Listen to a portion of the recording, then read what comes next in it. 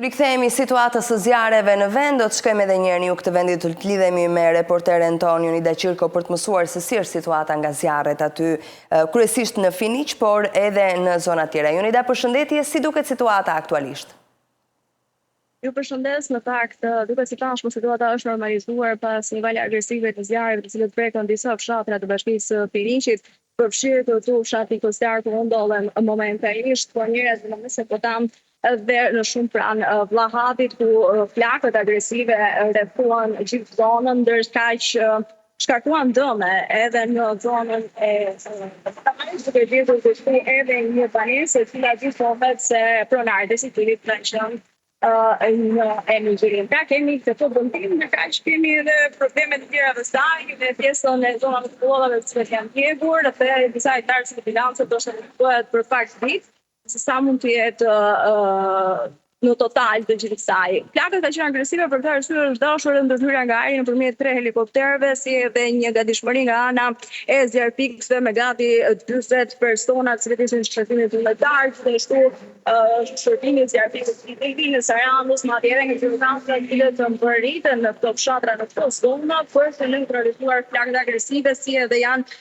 evakuuar pjesërisht në zona më problematike disa banorë të cilët tashmë janë rikthyer sërish pasi flakët ishin mbërritur deri në afërsi të baxheve të tyre brenda pra shtëpive të tyre. Ka qenë një situatë kaotike për gjatë orëve të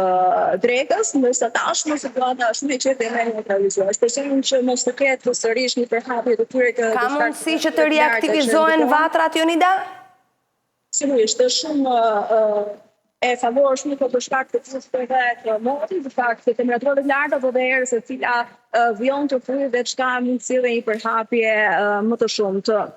Alarm u ngrit atkoh edhe nga ana e zonës përtej kufirit, pasi flakët po përfaronin në zonën kryesisht të Pogonit, aty ku u ngrit edhe një grup i gatshëm për të ardhur ndihmë gjithë banorëve të atë zonë që të kishim një përhapje të flakëve, por çka u neutralizuar nga ana e palës tonë, pra e palës shqiptare, dhe për këtë arsye shpëtuam le të themi në këtë platforme edhe pjesën e pillotave apo të fshatrave të cilët ndodheshin përtej kufirit, pasi ishte një afërsi shumë e madhe me flakët që u përhapën. Ndërkaq shpërimi i përhapit ashtu edhe në fshatrat e tjera të Gjirokastës, duke mbërritur qoftë në Karkavi apo Dervician, pra kishte një përhapje më të madhe. Këtë flakë të erës e cila ishte sigurisht aktive. Ndërkaq edhe në teren kemi forcat zjarrfikse të cilët po monitorojnë situatën, por në atë batra, fjali jonë të qytetar të ishte ajo në atë platforme që ka qenë në orët e drekës. E qartë, faleminderit Jonida për raportimin.